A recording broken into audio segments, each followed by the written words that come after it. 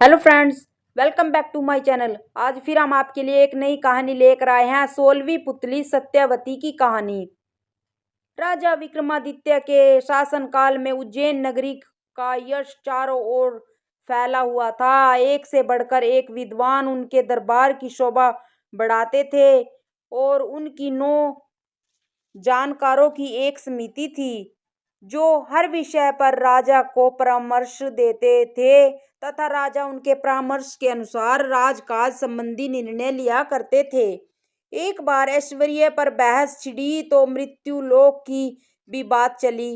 राजा को जब पता चला कि पाताल लोक के राजा शेषनाग का ऐश्वर्य देखने लायक है और उनके लोक में हर तरह की सुख सुविधाएं मौजूद हैं, चूंकि वे भगवान विष्णु के खास सेवकों में से एक है, इसलिए उनका स्थान देवताओं के समक्ष है। उनके दर्शन से मनुष्य का जीवन धन्य हो जाता है। विक्रमादित्य ने सशरीर पाताल लोक जाकर उनसे भेंट करने की ठान ली। उन्होंने दोनों बेतालों का स्मरण किया। जब वे उपस्थित हुए तो उन्होंने उनसे पाताल लोक ले चलने को कहा। बेताल उन्हें जब पाताल लोक लाए तो उन्होंने पाताल लोक के बारे में दी गई सारी जानकारी सही पाई। लोक साफ सुथरा तथा सुनियोजित था।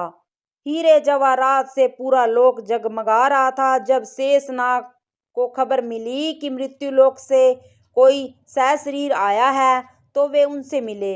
राजा विक्रमादित्य ने पूरे आदर तथा नम्रता से उन्हें अपने आने का प्रयोजन बताया और अपना परिचय दिया। उनके व्यवहार से शेषनाग इतने प्रसन्न हो गए कि उन्होंने चलते वक्त उन्हें 4 चमत्कारी रत्न उपहार में दिए। पहले रत्न में मुंह मांगा धन प्राप्त किया जा सकता था। दूसरा रत्न मांगने पर हर तरह के वस्त्र तथा आभूषण दे सकता था।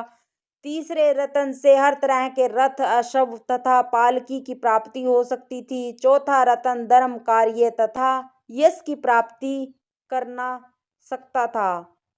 काली द्वारा प्रदित दोनों बेताल स्मरण करने पर उपस्थित हुए विक्रम को उनके नगर की सीमा पर पहुंचकर अदृश्य हो गए। चारों रत्न लेकर अपने नगर में प्रविष्ट हुए थे कि उनका अभिवादन एक परिचित ब्राह्मण ने किया।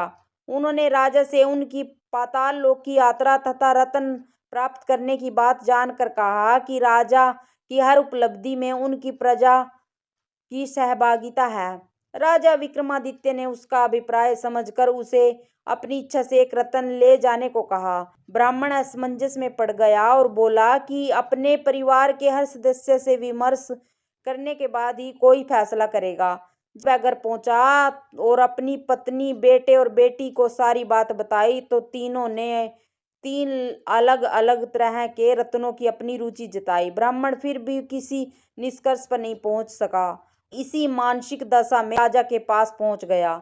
विक्रम ने हंसकर उसे चारों के चारों रत्न उपहार में दिए। Thanks for watching.